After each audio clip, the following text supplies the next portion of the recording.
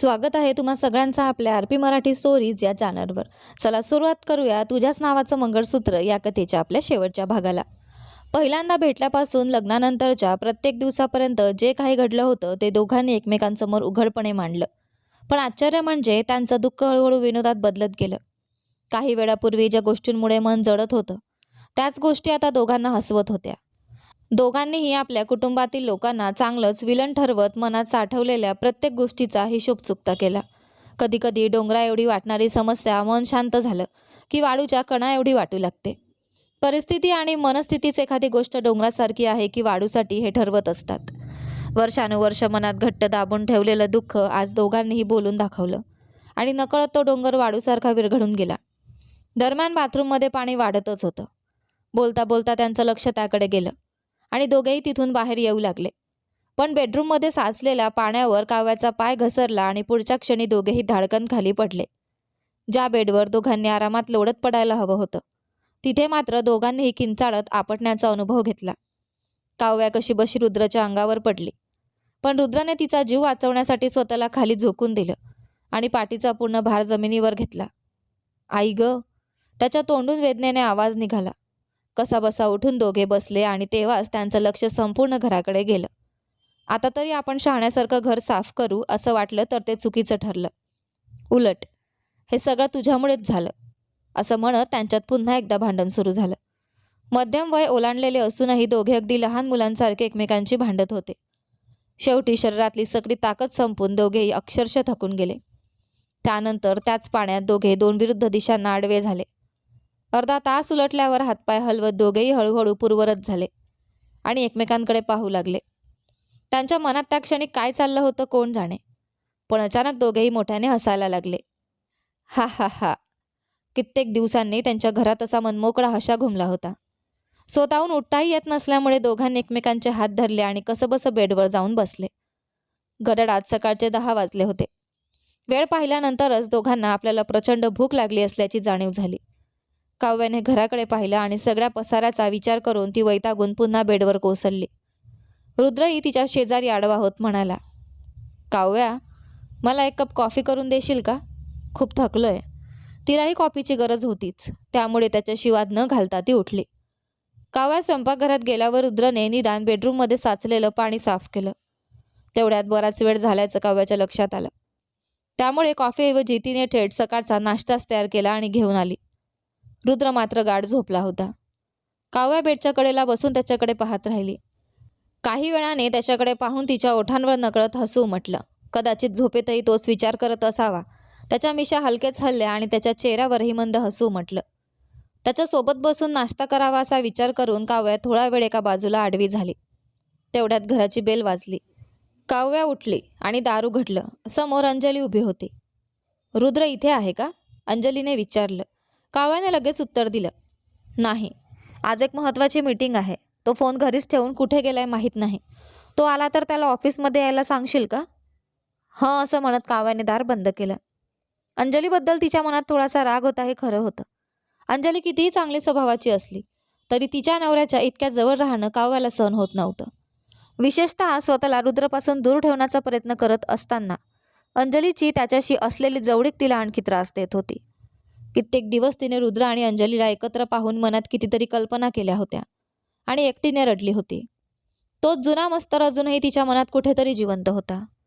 म्हणूनच अंजलीने रुद्रबद्दल विचारताच काव्याच्या तोंडून सहज निघून गेलं होतं, तो इथे नाही।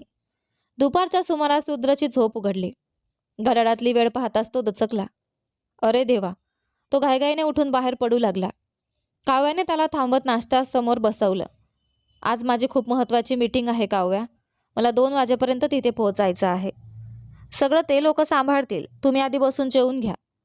पण अंजली बिचारी, तिला याबद्दल फारसं काही माहीत नाही। काव्याने त्याच्याकडे रोखून पाहिलं। तिला माहीत नसेल तर तिचा नवरा पाहून घेईल, पण तुम्ही जेवूनच इथून निघायचं। यावेळी तिचा आवाज इतका ठाम होता की रुद्रकडे तिचं ऐकण्याशिवाय पर्याय नव्हता, पण त्याचं लक्ष मात्र ऑफिसला जाण्याकडेच होतं। शेवटी त्याने घाईघाईने दार उघडलं। काव्या मागून म्हणाली, आता तुमचा एक पाय घराबाहेर पडला ना, मग बघा। रुद्रने तिचं बोलणं ऐकलं नाही। तो दारातून बाहेर पडणार इतक्यात काव्याने हाक मारली, भास्कर। रुद्र अर्धवट उघडलेल्या दारातूनच मागे वळून पाहू लागला. काव्या त्याच्याकडे पाहत म्हणाली, माझं म्हणणं ऐकलं नाहीत ना, तर मी त्याच्यासोबत फिरायला जाईन. रुद्रचा चेहरा क्षणात बदलला.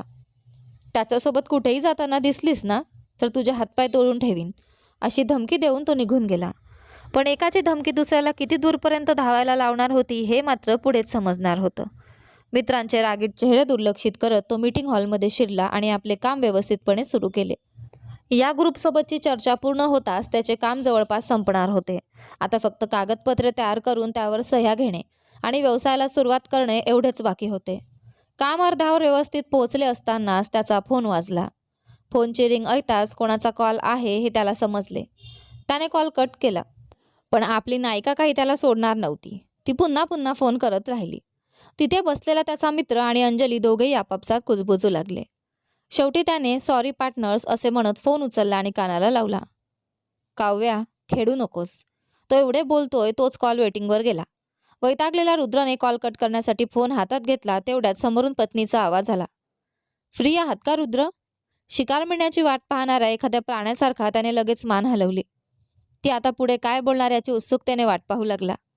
1 मिनिट रुद्र, असं म्हणत काव्याने पुन्हा कॉल होल्डवर ठेवला. रुद्रचा संयम सुटत चालला होता. शेवटी तो म्हणाला, आता सांगा, लगेच निघून येऊ शकता की नाही? सांगितलं ना काव्या, समजून घे. ही खूप महत्त्वाची मीटिंग आहे. अजून 20 मिनिटात संपेल. त्यानंतर तुझा हा खेळ खेळू. त्यासाठी वेळ नाही आहे मिस्टर एक्स हजबंड. तुम्ही किती मोठमोठ्या गोष्टी केल्या होत्या ना, आता माझं ऐका. तुम्ही ती मीटिंग अजिबात पूर्ण करायची नाही. तुमचा मित्र आहे ना, नाहीतर अंजली बघेल. तुम्ही फक्त इथून निघून या. वेळ साधून बदला घेत आहेस? किती दिवस मला एकटीला सोडून खुश होतात ना? त्याची शिक्षा देण्यासाठी देवाने बघा किती छान संधी दिली आहे. काव्याचे शब्द ऐकताच रुद्राचे मन त्याला समजावू लागले. अरे वेड्या, ती मुद्दाम तुला चिडवत आहे. तू एवढी मुभा दिलीस म्हणून ती डोक्यावर बसली आहे. सरळ सांग ना, मला येता येणार नाही. यावेळी त्याने मनाचे ऐकले आणि काव्याला थोड्या तिरकस स्वरात उत्तर दिले. तेवढ्यात काव्याने पुन्हा फोन जोडला आणि म्हणाली, तुम्ही कित्येक दिवसांपासून मला चित्रपटाला घेऊन जाण्याचं म्हणत होतात ना, आज जाऊया का? अरे देवा, काव्या तू बोलतेस? रुद्र अक्षरशः उड्या मारण्याच्या तयारीत होता. त्याचा आनंद लपवताच येत नव्हता. त्याने लगेच येतो असे सांगितले, पण पुढच्या क्षणी काव्याने त्याला धक्का दिला. मिस्टर एक्स हस्बंड, मी माझ्या बॉयफ्रेंडसोबत चित्रपटाला चालले आहे. तुम्ही तुमची मीटिंग निवांत पूर्ण करा आणि तुमच्या गर्लफ्रेंडसोबत सावकाश या. आम्ही दोघं जोडीने चित्रपट पाहून येतो. बाय. इतकं बोलून तिने त्याचे काही ऐकून घेण्याआधीच फोन कट केला. मीटिंग घेत असलेल्या रुद्राच्या डोक्याचा पारा चढला. आपण व्यावसायिक भागीदारांसमोर उभे आहोत याचेही त्याला भान राहिले नाही. तो हॉलमध्ये अस्वस्थपणे इकडून तिकडे फिरू लागला. काव्या, तो मोठ्याने ओरडला. त्याचवेळी त्याच्या फोनवर एक मेसेज आला. काव्या, तो मोठ्याने ओरडला. त्याचवेळी त्याच्या फोनवर एक मेसेज आला. आत्ताच भास्करने सांगितलं की आम्ही दोघांनी एकाच रंगाचे कपडे घालायचे. त्याला आवडणाऱ्या लाल रंगाची साडी नेसणार आहे. नंतर फोटो काढून पाठवते. मेसेज वाचताच रुद्रच्या डोक्यात आणखी ठिणगी पडली. क्षणाचाही विलंब न करता तो तिथून निघाला आणि थेट आपल्या अपार्टमेंटच्या खाली येऊन उभा राहिला. तिथे त्याने जे दृश्य पाहिले त्याने त्याचा राग आणखी वाढला. एक तरुण दुचाकीवर बसला होता आणि काव्याला आपल्यासोबत येण्यासाठी बोलावत होता. काव्या मात्र नख चावत इमारतीच्या प्रवेशद्वाराकडे पाहत उभी होती. रुद्राला पाहताच ती आनंदाने जवळजवळ उडी मारत त्या दुचाकीच्या मागच्या सीटवर बसायला निघाली. रुद्राने गाडी आडवी उभी केली. शांतपणे कारमधून उतरला आणि शर्टच्या बायावर सरसावल्या. खाली उतर. त्याचा आवाज ऐकताच काव्याने त्याच्याकडे तिरस्काराने पाहिले.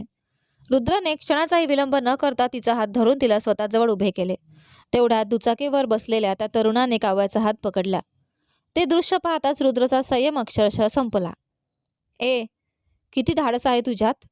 माझ्यासमोरच माझ्या बायकोचा हात पकडतोयस? असे ओढत त्याने त्या तरुणाला खाली पाडले आणि मारायला सुरुवात केली. अचानक झालेल्या हल्ल्यामुळे त्या तरुणाला प्रतिकार करण्याची संधीच मिळाली नाही. मार खात असतानाच त्याच्या डोक्यात त्या दिवशीची घटना चमकून गेली. क्षणभरात त्याच्या चेहऱ्यावर ओळखीचे भाऊ म्हटले.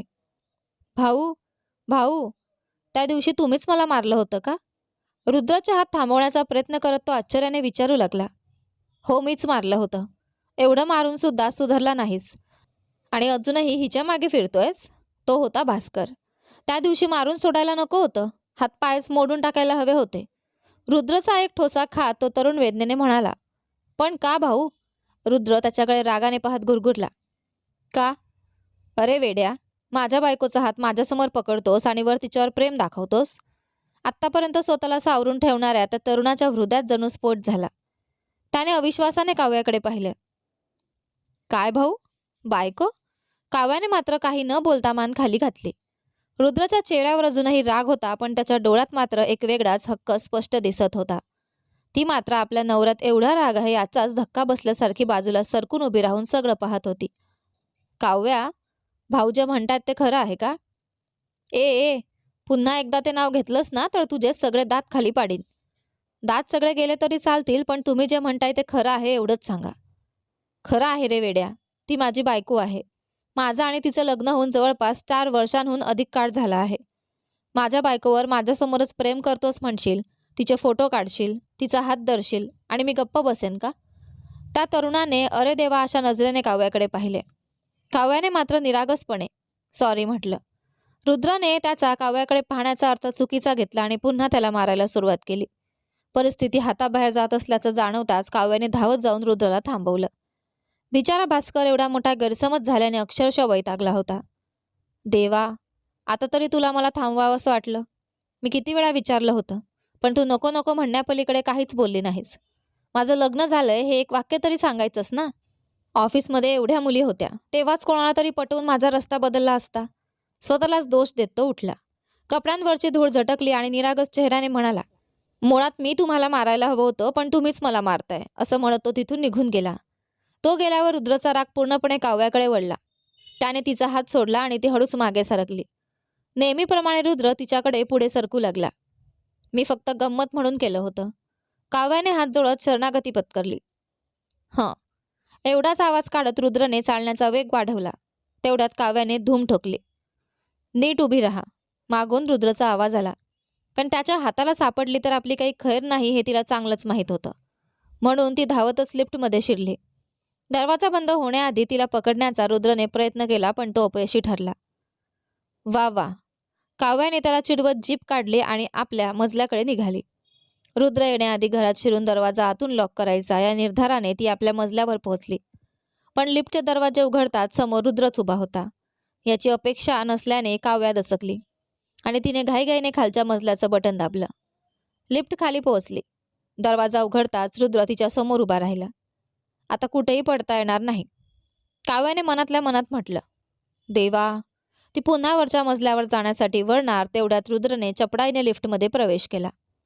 सापडलीस ना आता, असं म्हणत त्याने तिला घट्ट पकडलं. काव्या त्याच्या तावडीतून सुटण्यासाठी धडपडू लागली, पण रुद्राच्या मजबूत पकडीत ती पूर्णपणे अडकली होती. तिचे दोन्ही हात त्याच्या पकडीत अडकले होते आणि त्याचे हात तिच्या कमरेभोवती घट्ट आवडलेले होते. लिफ्ट त्यांच्या मजल्यावर पोहोचताच ती ओरडण्याचा प्रयत्न करू लागली, पण त्याआधीच रुद्रने तिच्या तोंडावर हात ठेवला आणि तिला ओढत घरात घेऊन गेला. तुम्ही एक केलं आणि मी एक केलं, आता ही शोभ बराबर झाला ना, काव्या स्वतःचा बचाव करण्याचा मार्ग शोधत म्हणाली. पण रुद्र तिला अजिबात संधी देत नव्हता.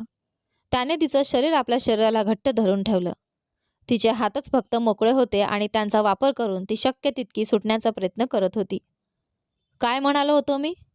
थोड्याच वेळात येतो असं सांगून गेलो होतो ना. माझं ऐकणार नाहीस का कधी? माझं न ऐकता प्रत्येक वेळी तुझ्या मनाप्रमाणे काहीतरी करायचं आणि मग शेवटी आई ग करत माझ्यासोबत मलाही रडवायचं, असं म्हणत त्याने तिचे दोन्ही हात तिच्या कमरेमागे नेऊन आपल्या ताब्यात घेतले. इकडे बघा. कुठे बघू? ती कुरकुरली. सोडा मला. रुद्राने तिच्याकडे रोखून पाहत विचारलं. आता त्याला इथे का बोलावलं होतंस? असं उगाच उगाच त्याने तिला भिंतीला टेकवत उभं केलं आणि तिच्या अगदी जवळ जात विचारलं. त्याच्यासोबत निघून गेली असतीस? दूर हो, काव्या म्हणाली. मी विचारलेल्या प्रश्नाचं उत्तर दे. गेले असते, त्याचं काय? रुद्राने तिच्याकडे रागाने पाहिलं. माझ्या हातून मार खाल्लास ना? आठवत नसेल तर सांग, पुन्हा एकदा गाल लाल करून देतो, असं म्हणत त्याने तिच्या गालावरून हलकेच हात फिरवला. कालच दाढी केलेली असावी, पण उगवलेले बारीक केस तिच्या गालाला टोचले. आ, काव्या किंचाळत चेहरा दुसरीकडे वळवते, पण लगेच तीही कुठे कमी पडणार होती. तुम्ही काव्याच्या हातून मार खाल्लाय, आठवत नसेल तर सांगू का? तिचं वाक्य पूर्ण होण्याआधीच रुद्रने तिची कंबर ओढून तिला पुन्हा आपल्या जवळ घेतलं. काव्या लगेच गप्प झाली. तिने फक्त डोळ्यांनीच त्याला रागाने दटावलं. रुद्र तिच्याकडे पाहून मिश्किलपणे म्हणाला. एकाच रंगाचे कपडे घालायचे होते ना मॅडम? असं म्हणत त्याने तिचा गाल हातात धरला. काव्याने लगेच मान हलवत नकार दिला. त्याला तिच्या विरोधाची काहीच पर्वा नव्हती. तो आणखी जवळ येत तिच्या ओठांना स्पर्श करण्याचा प्रयत्न करू लागला. इतका वेळ स्वतःशी झगडणारा काव्याचे डोळे नकळत मिटले. त्याने तिच्या पाठीमागून हात नेऊन साडी व्यवस्थित झाकली जाईल अशी केली आणि आपली पकड थोडी सैल केली. त्याच्या हातातून मोकळीक मिळताच तिने त्याच्या खांद्याला धरायचा प्रयत्न केला.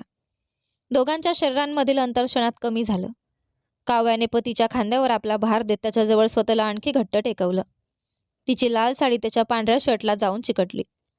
त्याचे हात मोकळेपणाने तिच्या अंगावरून फिरू लागले आणि दोघेही एकमेकांना चुंबन देण्याच्या प्रयत्नात आणखी जवळ आले. काव्याने डोळे मिटून मान थोडीशी झुकवली. सर्वात आधी त्यांच्या मिशांचा स्पर्श तिच्या ओठांजवळ झाला. त्याला आणखी घट्ट मिठी मारत ती जवळ सरकली. पुढे काय होणार हे तिच्या मनाला आधीच कळले होते. त्या विचाराने तिच्या अंतर्मनात एक अनामिक उत्साह निर्माण झाला. आधारासाठी पकडलेल्या त्याच्या खांद्यावरची तिची पकड आणखी घट्ट झाली. तिचे संपूर्ण शरीर त्या एका चुंबनाच्या आतुरतेने वाट पाहत होते. अंजली, तो अगदी हळू आवाजात म्हणाला. काव्याने झटकन डोळे उघडले. समोर रुद्र तिच्याकडे डोळा मारत हसत होता. त्याचे ते खोळकर हसू पाहताच तिचा राग नाकाच्या शेंड्यावर येऊन लाल झाला. तिच्या चेहऱ्यावरची ती लाली पाहून तो पुन्हा तिला किस करण्यासाठी पुढे झुकला. मात्र काव्याने त्याला जोरात दूर ढकलले आणि तिचा राग शांत होईपर्यंत त्याला मारत राहिली. रुद्र ही चेहऱ्यावर हसू ठेवून तिचा सगळा मार सहन करत होता. त्याचे ते हसू तिचा राग आणखीनच वाढवत होते. कसलीही दया न दाखवता हात दुखेपर्यंत तिने त्याला चोपून काढले. काय माज आलाय तुम्हाला? पुन्हा एकदा माझ्याशी असं केलंत ना तर बघा, ती रागाने म्हणाली. त्यावर तो ई करत मुद्दाम दाखवत हसला. अंजली म्हणे, अंजली जा ना तिच्याकडेच, काव्याने त्याला दूर ढकलत संतापाने म्हटले. रुद्र हसत हसत मागे सरकला आणि अचानक पुन्हा तिला आपल्या मिठीत घेण्यासाठी पुढे झाला.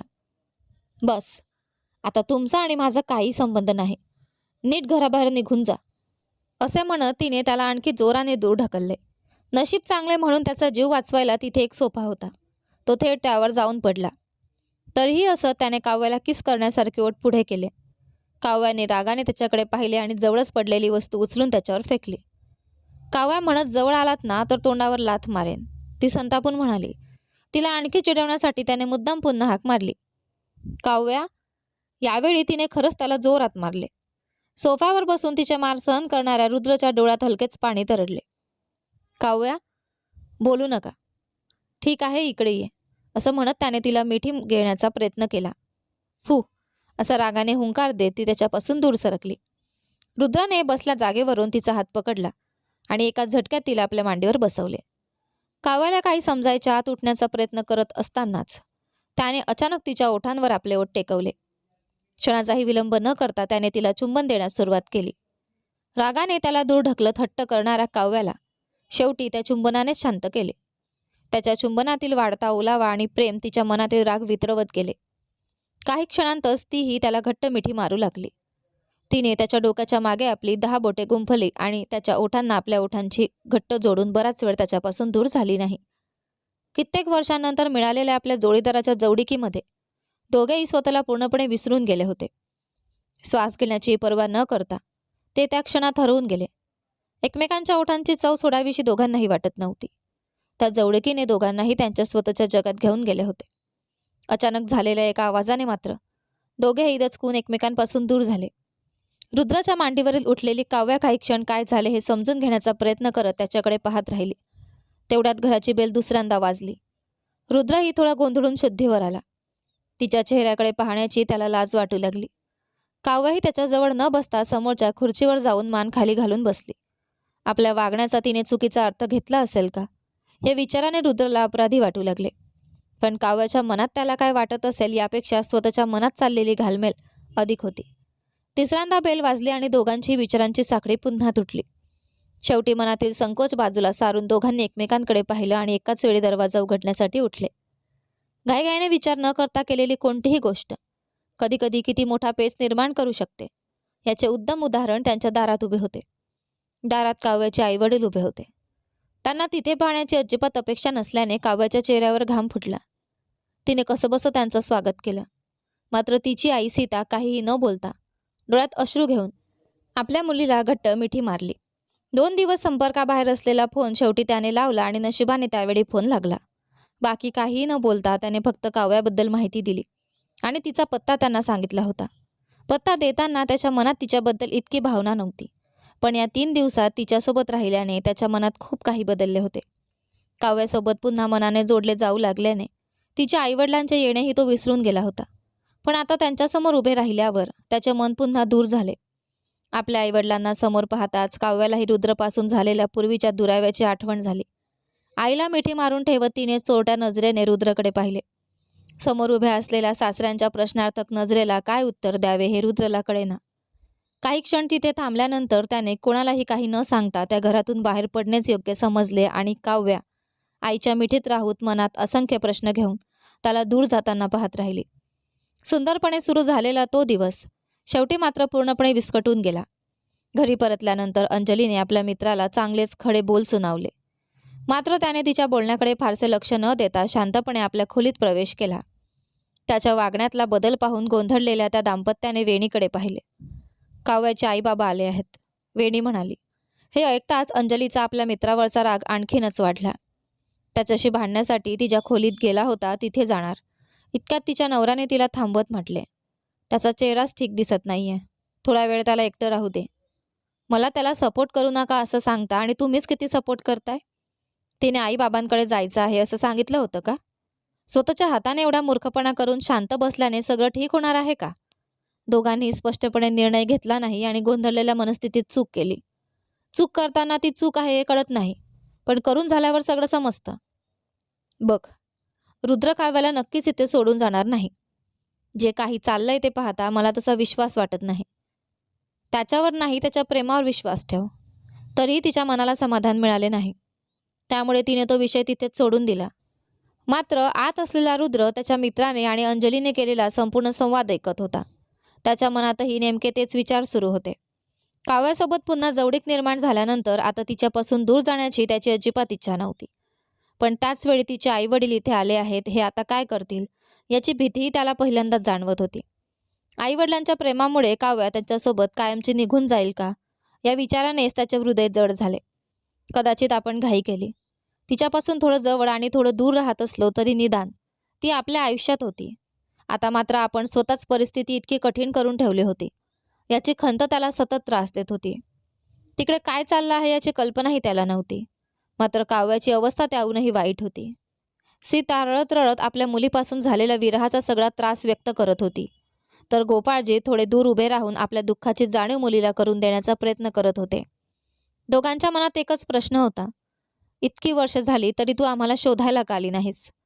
काव्याकडे त्याचे उत्तर असते तर तिने दिले असते ना. प्रत्येक प्रश्नाला तिने फक्त मौन हेच उत्तर दिले. परिस्थिती थोडी शांत झाल्यावर तिने ते इथे कसे आले असे विचारले. त्यांनी दिलेले उत्तर ऐकून तिच्या मनात एकच मोठा धक्का बसला. गेल्या काही दिवसात रुद्रसोबत नव्याने निर्माण झालेल्या नात्यामुळे तिच्या मनाला त्याच्यावर अधिकार असल्यासारखे वाटू लागले होते. पण आतून एक आवाज मात्र तिला सतत सांगत होता, तुझा त्याच्यावर आता कोणताही अधिकार नाही हे समजून घे.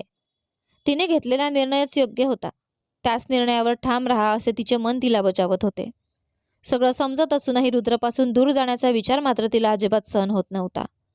त्यात काही वेळापूर्वी दोघांमध्ये जे काही घडलं होतं ते तिचं मन स्वीकारायलाच तयार नव्हतं. इतके दिवस अगदी जवळ असूनही तिला स्पर्श न करणारा रुद्र आज अचानक तिच्या इतक्यात जवळ आला होता.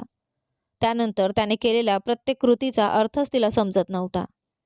काय स्वीकारायचं आणि काय दुर्लक्षित करायचं या मोठ्या गोंधळातच आई वडिलांचे बोलणे तिच्या कानावर पडत होते. तो दिवस संपून रात्रही झाली. रुद्रच्या मनस्थितीत मात्र काही बदल झाला नव्हता. रात्रीच्या जेवणासाठी त्याला अनेकदा बोलावूनही तो खाली आला नाही. तो फक्त आकाशातील चंद्राकडे एकटक पाहत उभा होता. जेव्हा जेव्हा तो चंद्राकडे पाहत होता तेव्हा त्याला फक्त काव्याचा चेहरा दिसत होता. पहिल्यांदा तिचा चेहरा स्पष्ट दिसायला मदत करणारा तो चंद्रच तर होता. मोकळ्या गच्चीवर उभा राहून रुद्र चंद्राकडे पाहत हळू आवाजात बोलू लागला, देवा, तिला माझ्या आयुष्यात दिलंस, पण माझी एवढी परीक्षा का घेतोयस? इतकी वर्ष तिला पाहता आलं नाही म्हणून मन तडफडलं. आता पुन्हा कधीच तिला पाहता येणार नाही की काय या विचाराने मन घाबरतंय. शेवटपर्यंत माझ्या काव्यासोबत राहता येणार नाही का मला? त्याच वेळी खिडकीजवळ उभी राहून काव्यही आकाशातील त्याच चंद्राकडे पाहत होती. कित्येक दिवसानंतर आईच्या हातचे जेवण मिळाले होते, पण त्या जेवणाची चवही तिला जाणवत नव्हती. फक्त आई-वडिलांसाठी तिने कसंबसं जेवण पूर्ण केलं. पौर्णिमेच्या चंद्रप्रकाशात चंद्र अधिकच तेजस्वी दिसत होता. काव्याने त्याच्याकडे पाहत असंख्य प्रश्न विचारले. आता मी काय करू? पुढे कोणता मार्ग निवडू? त्यांना मी नको आहे की मला ते नको आहेत? मी स्वतःहून त्यांच्याकडे परत जावं अशी त्यांची अपेक्षा आहे का? मी गेले तर ते पुन्हा त्याच प्रेमाने माझ्यासोबत राहतील का? इतक्या वर्षांनंतर माझ्यासोबत येऊन उभ्या राहिलेल्या माझ्या आईबाबांना मी काय उत्तर देऊ? माझा निर्णय ते स्वीकारतील का? त्या दोघांची अवस्था पाहणारा चंद्र मात्र जणू प्रेमाने हसत होता. दोघेही एखाद्या निरागस मुलासारखे आपल्या परिस्थितीवर दुःखी होत होते. रुद्रला काव्याशी बोलण्याची तीव्र इच्छा झाली, पण तिच्या आई वडिलांचा विचार करून त्याने स्वतःच्या मनाला आवर घातला. मीच का स्वतःला थांबवतोय? काव्याने मात्र स्वतःला थांबवले नाही. आपल्या पतीशी बोलावेसे वाटल्याने तिने मोबाईल हातात घेतला आणि रुद्राला फोन केला. कॉल लागला. काव्या, एवढेच त्याने म्हटले. त्यानंतर मात्र त्याच्या ओठांवर एकही शब्द आला नाही.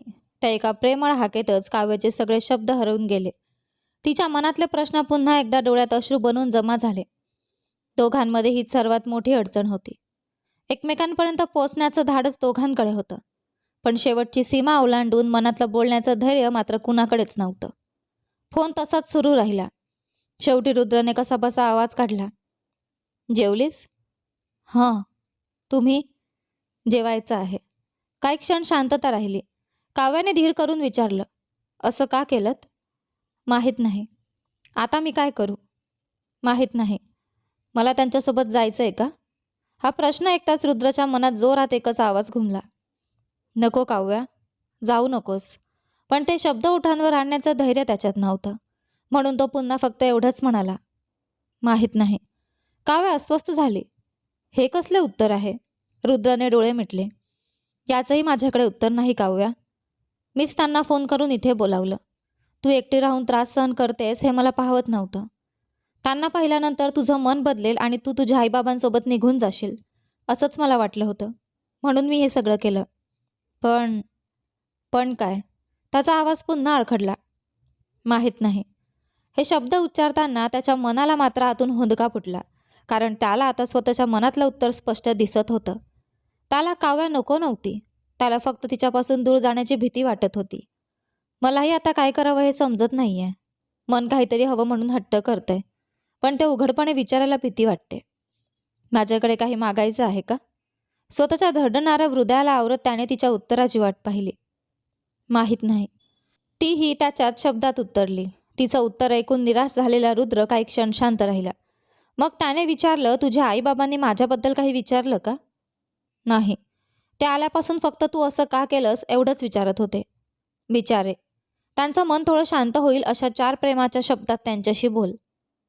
हं काव्या, तू कोणताही निर्णय घे, पण स्वतः विचार करून घे. तुझा आनंद माझ्यासाठी सगळ्यात महत्त्वाचा आहे. हं. फक्त हं एवढंच? माहीत नाही आणखी काय बोलू तेच कळत नाही. दोघांमध्ये फारसं काही बोलणं झालंच नाही. एखाद्या 2 शब्दांवरच त्यांचा संवाद थांबला. तिची मनस्थिती समजून घेत रुद्रने कसाबसा तो फोन संपवला. फोन ठेवला, पण दोघांच्या मनातले विचार मात्र थांबले नाहीत. काव्याचे आईवडील येऊन 2 दिवस झाले होते. वेणीच्या घरातील प्रत्येकाशी त्यांनी प्रेमाने संवाद साधला. मुलीबद्दल थेट न विचारता त्यांनी हळूच तिच्या आयुष्याची चौकशी केली. जावयाबद्दलही त्यांनी वरवरची माहिती घेतली. दोघांची परिस्थिती त्यांना बऱ्यापैकी समजली होती. इतक्या वर्षांच्या दुराव्यामुळे मुलीच्या आयुष्याबद्दलची त्यांची काळजी आणखी वाढली होती. पण आता निर्णय काव्यानेच घ्यावा असे ठरवून त्यांनी तिच्यावर कोणताही दबाव टाकला नाही. या 2 दिवसात मात्र काव्य आणि रुद्र दोघांनाही एकमेकांच्या जवळीकीची तीव्र गरज भासू लागली होती. ज्यांना घरात मोकळेपणाने भांडता, रुसता, पुन्हा एकमेकांना समजून घेत प्रेम करता येत होतं, त्यांच्यामध्ये अचानक तिचे आईवडील आल्याने एकमेकांना भेटणं सुद्धा कठीण झालं होतं. समोरासमोर आले की लगेच धावत जाऊन एकमेकांना मिठी मारावी अशी दोघांच्या हातांची ओढ होत होती. शेवटी काव्याच्या आईवडिलांनी तिच्याशी पुन्हा एकदा शांतपणे बोलण्याचा निर्णय घेतला. मला विचार करायला थोडा वेळ हवा आहे, काव्याने सांगितले. तिला आणखी विचार करायला वेळ देण्याची गरज नाही असं समजणारी अंजली पुढे आली. परवा आम्ही निघतोय, एवढं सांगून ती तिथून निघून गेली. त्या एका वाक्याने काव्याचं संपूर्ण जगच अंधारून गेला. रुद्रकडे आता आपल्या पत्नीसमोर राहण्यासाठी फक्त 1 रात्र उरली होती. या विचाराने त्याचे मन अस्वस्थ झाले. झोप काही केल्या डोळ्यात येत नव्हती. तो कारमध्ये जाऊन शांतपणे बसला होता, तेवढ्यात काव्या तिथे आली. रुद्रने काहीही न विचारता कारचा दरवाजा उघडला. त्याची नजर तिच्यावरच खिळलेली होती. काव्याने हातात असलेली घटस्फोटाची कागदपत्र त्याच्यासमोर ठेवली. रुद्रचे डोळे पाणावले. आई वडिलांसोबत जा काव्या, त्यांच्यासोबत राहणं तुझ्यासाठीच चांगलं आहे. हं, तुम्हाला खरंच वाटत असेल की मी हेच करावं तर मी तसंच करेन. इथून कधी निघणार? उद्या आई बाबा त्यांच्या गावी निघणार आहेत. मी मात्र 2 आठवड्यांनी जाणार आहे. रुद्रने क्षणभर तिच्याकडे पाहिलं. तुझ्या भावाशी कोणत्याही प्रकारचा वाद घालू नकोस. फक्त एकच गोष्ट लक्षात ठेव, तुझं आयुष्य आणि तुझा आनंद सगळ्यात महत्त्वाचा आहे. काव्याने काही क्षण गप्प राहून विचारलं, तुम्ही परत कधी येणार? तो हलकासा हसला, पण त्या हास्यामागे प्रचंड वेदना होती. आता इथे माझं काय काम आहे काव्या? आयुष्य ज्या दिशेने घेऊन जाईल तिकडेच जावं लागेल. त्याच्या या शब्दांनंतर दोघांमध्ये पुन्हा शांतता पसरली. दुसऱ्या दिवशी काव्याचे आई वडील त्यांच्या गावी निघून गेले. काव्या मात्र दिवसभर घरात रुद्रची वाट पाहत राहिली. तिकडे रुद्र तिच्या दिलेल्या घटस्फोटाच्या कागदांकडे एकटक पाहत बसला होता. त्याच्यासोबत आलेल्या लोकांनी परतीच्या प्रवासाची सगळी तयारी करून ठेवली होती. त्या दिवसाची रात्रही नकळत आली. कालसारखीच पुन्हा आपल्या पत्नीच्या सोबत काही क्षण घालवावेत अशी इच्छा रुद्रच्या मनात आली. त्याने काव्याला फोन करून बोलावून घेतलं. काव्य ही एका मनापासूनच्या प्रार्थनेसह त्याच्याकडे गेली. ही रात्र फक्त शेवटची रात्र ठरू नये. दोघे कारमध्ये शेजारी बसले होते, पण एकमेकांशी बोलण्यासाठी शब्दच फुटत नव्हते. दोघांच्या मनातली घालमेल इतकी मोठी होती की शांततेतही हजारो गोष्टी बोलल्या जात होत्या. पण त्यांच्या या अडचणीची जाणीव नसलेल्या पहाटेने मात्र खूप लवकर दार ठोठावलं. दोघांनी एकमेकांच्या डोळ्यात शेवटपर्यंत पाहिलं. त्या नजरेत प्रेम होतं, वेदना होती, असहाय्यता होती आणि न सांगितलेले असंख्य प्रश्न होते. शेवटी दोघेही आपापल्या घराकडे निघून गेले. वेगवेगळ्या ठिकाणी जाऊन दोघेही आपल्या जोडीदाराच्या आठवणीत रडत होते. मात्र इतरांसमोर मात्र दोघांनीही स्वतःला अगदी सामान्य असल्यासारखं दाखवलं. वेणीला मात्र हे सगळं पाहवत नव्हतं. तिने रुद्रशी बोलून त्याला समजावण्याचा प्रयत्न केला, पण रुद्रने तिच्या हातात घटस्फोटाची कागदपत्रे देऊन तिचे सगळे प्रश्नच थांबवले. अंजली आणि तिचा पती आपल्या मुलाला घेऊन मुंबईला परत जाण्याच्या तयारीत होते. काव्याचा निरोप घेऊन ते अपार्टमेंटमधून बाहेर पडले. मागून येणाऱ्या रुद्रकडे काव्याने एकटक पाहिलं. त्या नजरेत किती आस होती हे फक्त त्यालाच कळत होतं. त्याच्यापासून दूर जाताना तिच्या डोळ्यांच्या कडांवर अश्रू जमा झाले होते. एक क्षण तिला असं वाटलं आता तो आपल्याला थांबवेल, पण रुद्रही काही बोलला नाही. दोघांच्या मध्ये फक्त शांतता उरली होती आणि त्या शांततेत त्यांच्या नात्याचा सर्वात मोठा प्रश्न अजूनही अनुत्तरितच होता. खरंच हा शेवट होता का? सगळ्यांना पुढे पाठवून तो आपल्या पत्नीचा हात हातात घेऊन मागून चालत आला. वेणी त्यांना निरोप देण्यासाठी उभी असताना अंजली आपल्या कुटुंबासोबत लिफ्टमध्ये शिरली. तेवढ्यात काव्याने त्याच्या हातावर हलकेच दाब दिला. तिचा इशारा समजताच रुद्रने फक्त त्यांना लिफ्टमध्ये पाठवून स्वतः जिन्याने खाली उतरायला सुरुवात केली. शेवटची पायरी गाठताच स्वतःला आवरू न शकल्याने काव्याने त्याला घट्ट मिठी मारली. आतापर्यंत जणू रुळावरून धावणाऱ्या रेल्वेसारखा डगमगत चालत आलेला रुद्र तिच्या मिठीत सामावला आणि त्यानेही तिला आपल्या कुशीत घट्ट लपवून घेतले. डोळ्यात आलेले अश्रू बाहेर दिसू नयेत म्हणून काव्याने स्वतःला सावरत जबरदस्तीने हसण्याचा प्रयत्न केला, पण तिच्या त्या हसण्याकडे पाहून रुद्रने काहीच न बोलता हळूच मान हलवली. रुद्र चालकाच्या सीटवर बसला आणि काव्या फक्त अंजलीशी बोलत राहिली. गाडी निघेपर्यंत रुद्रची नजर सतत तिच्यावरच होती. शेवटी मनावर दगड ठेवून त्याने गाडी सुरू केली आणि काव्यानेही हात हलवत त्याला निरोप दिला. गाडी इमारतीच्या आवारातून बाहेर पडताच काव्या वेगाने आपल्या घरी धावत आली आणि मोठ्याने रडू लागली. जणू पाण्याने भरलेला आणि दाबून ठेवलेला फुगा अचानक फुटावा, तसंच तिच्या मनात साचलेलं सगळं दुःख अश्रूंमधून बाहेर पडलं. आपल्या पतीचं नाव घेत ती आक्रोश करू लागली. आता आपलं आणि रुद्रचं वैवाहिक जीवन इथेच संपलं या विचाराने ती भिंतीवर डोकं टेकवत रडू लागली. ते पाहून रुद्रने तिला मागून घट्ट मिठीत घेतलं. काय झालं? त्याच्या मिठीची जाणीव होताच दचकलेल्या काव्याने त्याच्या हातावर आपला हात ठेवला आणि पुन्हा हुंदके देत रडू लागली. रुद्रने तिला आपल्याकडे वळवलं आणि तिचा श्वासही कोंडेल इतक्या घट्टपणे आपल्या मिठीत सामावून घेतलं. शब्दात व्यक्त न करता येणारा मनावरचा ताण अश्रूंमधून वाहून गेला. काव्याला स्वतःपासून दूर करण्याची रुद्रची अजिबात इच्छा नव्हती. त्यामुळे तो बराच वेळ तिला तसंच मिठीत घेऊन उभा राहिला. थोड्या वेळाने काव्या त्याच्यापासून किंचित दूर झाली. त्याच्या चेहऱ्यावर भरभरून माया केली आणि पुन्हा त्याला बिलगली. बराच वेळ दोघेही तसेच एकमेकांच्या मिठीत राहिले. त्या क्षणी त्यांच्यात कोणतीही शारीरिक इच्छा नव्हती, फक्त एकमेकांपासून दूर जाण्याची भीती आणि प्रेम होतं. तिचं रडणं थोडं शांत झाल्यावर रुद्रने तिच्या अश्रूंनी विस्कटलेले केस अलगद बाजूला केले आणि तिच्या चेहऱ्याकडे प्रेमाने पाहिलं. अश्रूंमधूनच काव्याने हसत त्याच्या ओठांखाली हलकसं चुंबन घेतलं. रुद्रने तिच्या कपाळाच्या मध्यभागी प्रेमाने चुंबन घेत म्हणाला, लव्ह यू काव्या. क्षणभरापूर्वी डोळ्यात असलेलं दुःख अचानक हसण्यात बदललं. काव्याने त्याला एकदा पुन्हा मिठी मारली आणि दूर होत त्याच्या कपाळावर चुंबनं घेत म्हणाली, लव्ह यू. दोघांनी आलटून पालटून एकमेकांना चुंबन देत मनात साचलेली विरहाची वेदना कमी केली. एकमेकांच्या चेहऱ्यावरचे अश्रू अलगद पुसत त्यांनी त्या दुःखाला प्रेमाने सुंदर आठवणीत बदलून टाकलं. प्रेमासोबत दोघांनी एकमेकांची माफीही मागितली आणि काही क्षणांनी तिथे हलकंसं हसू उमटलं. पुन्हा नेहमीसारखे झाल्यावर शेवटच्या काही घटनांबद्दल बोलताना दोघांनी एकमेकांवर थोडे आरोपही केले. पुन्हा भांडण सुरू होईल की काय अशी भीती वाटताच घरच्यांना चकवत त्यांनी एकमेकांना चुंबन देत विषयच बदलून टाकला. रुद्राला काव्याचं टोकदार नाक फार आवडत होतं. त्याने तिच्या नाकावर हलकंसं चुंबन घेतलं. तशी ती "स्प्स" म्हणत नाक मुरडू लागली. तिचा तो गोळपणा पाहून रुद्राला पुन्हा तिच्या नाकावर चुंबन घेण्याचा मोह झाला. त्याने पुन्हा तसंच केल्यावर मात्र काव्या चिडून दूर सरकली. रुद्रने तिला पकडण्याचा प्रयत्न केला, पण त्याच्या हातात न येता ती खट्टाळपणे त्याला चिडवत म्हणाली, माझ्या नाकाला हात लावलात ना तर मी तुमच्याकडे येणारच नाही. जा. तिला जबरदस्तीने पकडायचं नसल्याने रुद्र एका जागी थांबला आणि शिट्टी वाजवली. आवाज ऐकताच काव्या मागे वळून पाहू लागली. रुद्रने डोळ्यांनीच तिला जवळ येण्याचा इशारा केला आणि दोन्ही हात पसरले. ते पाहताच काव्या धावत त्याच्याजवळ आली आणि त्याच्या छातीशी जाऊन पुन्हा त्याच्यात सामावून गेली. विरहाच्या क्षणांनाही त्यांनी प्रेमाने भरून काढलं. मन भरून येईपर्यंत झालेल्या त्या प्रेमळ चुंबनांनी आणि मिठ्यांनी आत्तापर्यंत सहन केलेलं सगळं दुःख काही काळासाठी तरी विसरायला लावलं. रात्र झाली तरी रुद्रने आपल्या झोपलेल्या पत्नीला त्रास न देता स्वयंपाकघरात जाण्याचा निर्णय घेतला. पण तो जवळ नसल्याचं काव्याला लगेच जाणवलं. झोपेच्या अर्धवट अवस्थेतच ती स्वयंपाकघरात आली आणि त्याच्या मागे उभी राहून त्याला मिठी मारली. मॅडम झोपल्या नाहीत? रुद्रने हसत विचारलं. साहेबांशिवाय मी कुठे झोपणार? काव्याने झोपाळू आवाजात उत्तर दिलं. आहा, साहेब तुमच्यासाठी रात्रीचं जेवण बनवून आणणार आहेत. तुम्ही जा मॅडम, असं म्हणत त्याने तिला स्वतःपासून दूर करण्याचा प्रयत्न केला. पण काव्याने "प्स्ट" म्हणत पुन्हा त्याला घट्ट मिठी मारली. शेवटी रुद्रने तिच्यासोबतच स्वयंपाक करायला सुरुवात केली. झोपेच्या गुंगीत त्याच्या पाठीवर डोकं टेकवून उभी असलेली काव्या हळू आवाजात म्हणाली, काय हो? बोल ना काव्या. रुद्रने प्रेमाने उत्तर दिलं. तुम्ही तुमच्या आईशी बोलणार आहात का? तिचा प्रश्न ऐकताच रुद्रने करत असलेलं काम थांबवलं. त्याने तिला समोर आणलं आणि तिच्या डोळ्यात पाहिलं. मला अपराधी वाटतंय हो, काव्या हळू आवाजात म्हणाली. रुद्रने तिच्या कपाळावर अलगद चुंबन घेतलं आणि म्हणाला, बोलूया काव्या, आता त्यात कोणतीही अडचण नाही. पण दोन्ही घरचे लोक थोडं अंतर ठेवून राहू देत. आपल्याला अजून खूप मोठा प्रवास एकत्र करायचा आहे. आता आपण आपल्या आयुष्याला सुरुवात करूया. जसं आपण दोघांनी एकमेकांना समजून घेतलं आणि एक झालं, तसंच तेही हळूहळू सगळं समजून घेतील आणि पुन्हा आपल्यासोबत येतील.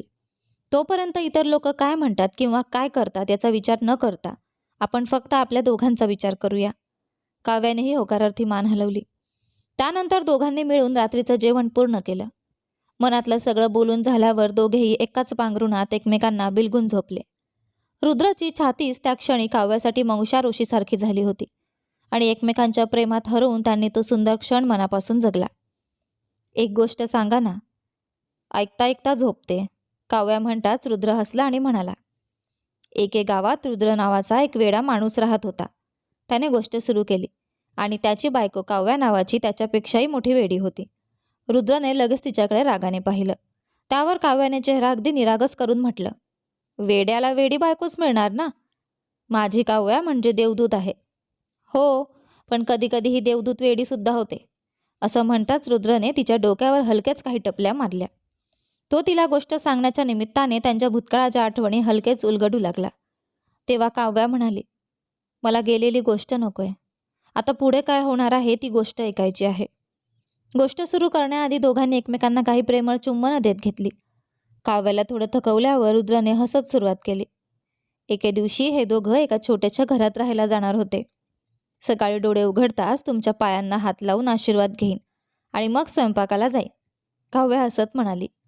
ए काव्या, कॉफी, असं म्हणत मी तुला सकाळी अधिकाराने ओरडणार आणि ही घ्या असं म्हणत मी अगदी नम्रपणे तुमच्यासमोर उभी राहणार, ती म्हणाली आणि दोघेही खडखडून हसले. अंघोळ करून झाल्यावर रुद्र पुढे बोलणार इतक्यात काव्याने त्याचं तोंड बंद केलं.